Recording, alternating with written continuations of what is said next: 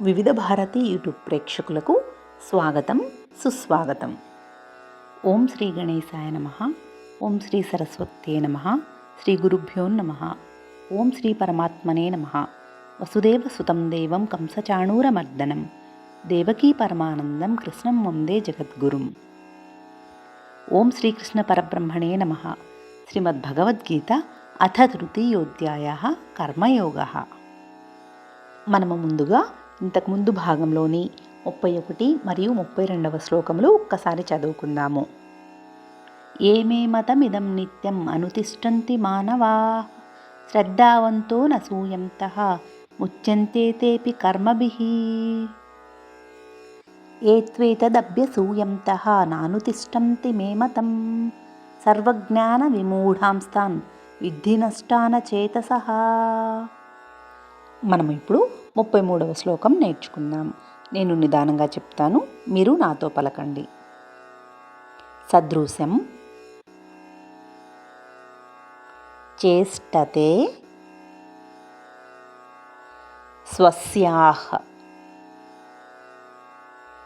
ప్రకృతేర్ జ్ఞానవానపి ప్రకృతిం యాంతి భూతాని నిగ్రహం కిం కరిష్యతి. సదృశం చేష్టతే స్వస్యాః ప్రకృతేర్జ్ఞానవానపి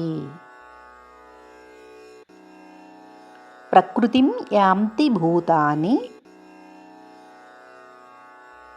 నిగ్రహం కిం కరిష్యతి. మనం 33వ శ్లోకం మొత్తాన్ని కలిపి చదువుకుందాం. సదృశం చేష్టతే స్వస్యాః ప్రకృతేర్జ్ఞానవానపి ప్రకృతిం యాంతి భూతాని నిగ్రహః కిం కరిష్యతి. సదృశం చేష్టతే స్వస్యాః ప్రకృతేర్జ్ఞానవానపి ప్రకృతిం యాంతి భూతాని నిగ్రహః కిం కరిష్యతి. సదృశం చేష్టతే స్వస్యాః ప్రకృతేర్జ్ఞానవానపి ప్రకృతిం యాంతి భూతాని నిగ్రహః కిం కరిష్యతి. మనం ఇప్పుడు 33వ శ్లోకానికి తాత్పర్యాన్ని తెలుసుకుందాము. సమస్త ప్రాణులు తమ తమ స్వభావములకు లోబడి కర్మలు చేయుచుండును. జ్ఞాని కూడా తన స్వభావమును అనుసరించే క్రియలను ఆచరించును. ఎవరైనను పట్టుపట్టి కర్మలను ఎట్లు త్యజించగలరు అని ఈ శ్లోకము యొక్క తాత్పర్యము. మనం ఇప్పుడు 34వ శ్లోకాన్ని నేర్చుకుందాం. ఇంద్రియ స్యేంద్రియస్యార్థే రాగద్వేషౌ వ్యవస్థితౌ తయోర్న వశమాగచ్చేత్ తౌ హ్యస్య పరిపంధినౌ. ఇంద్రియస్యేంద్రియస్యార్థే రాగద్వేషౌ వ్యవస్థితౌ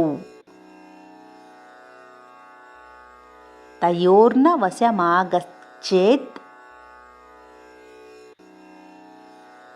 తౌ హ్యస్య పరిపంధినౌ. మనం 34వ శ్లోకం మొత్తాన్ని కలిపి చదువుకుందాం.